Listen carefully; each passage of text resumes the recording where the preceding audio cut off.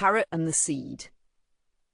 In the heart of a dense, vibrant jungle, there lived a parrot named Juno. His feathers shimmered in brilliant hues of green, blue, and gold, making him the most striking creature in the entire forest. He wasn't just admired for his beauty, though. No, Juno had a special gift, a talent that set him apart from every other bird. He could mimic the sounds of any creature, from the low growl of the jaguar to the rhythmic drumming of the woodpecker. He could even imitate the voices of the humans who lived near the edge of the jungle, and he did so with such precision that it would fool anyone who heard him. Juno loved to show off his gift. Every day, perched on the highest branch, he would fill the air with a cacophony of sounds. His calls echoed through the jungle, each note a perfect imitation of the creatures around him.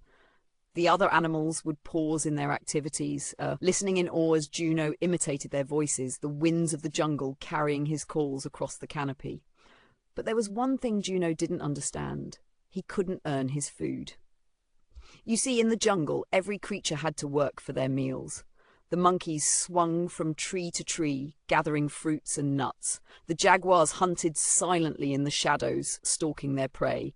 The ants worked in perfect harmony, marching to and fro with bits of leaves.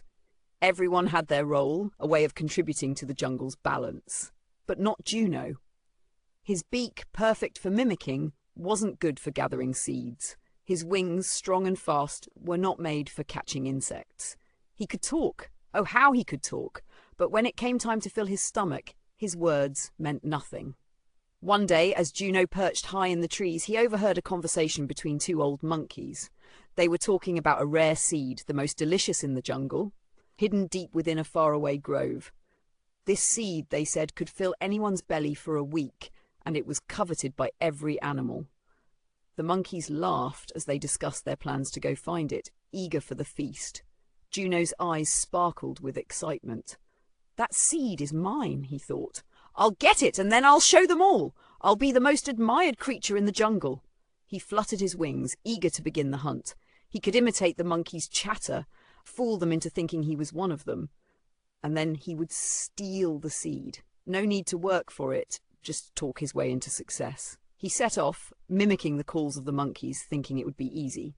But as he ventured deeper into the jungle, he soon realized that talk wasn't enough. He could imitate the sounds of the jungle, but he couldn't navigate it. The thorns caught at his feathers, the sharp rocks made his claws ache, and soon he was tired, hungry, and lost. Juno reached the grove, but to his surprise he was not the only one there. The monkeys were already there, swinging from tree to tree, their hands filled with seeds. The jaguars had arrived as well, their sleek bodies moving like shadows, their eyes locked on the prize. The ants were already marching in line, ready to gather what they could. But Juno was left behind, perched helplessly on a branch, his wings exhausted and his stomach empty. He called out, but no one came. His gift, once so valuable, had brought him nothing in the end. He could talk all day long, but in the jungle, words couldn't fill an empty stomach.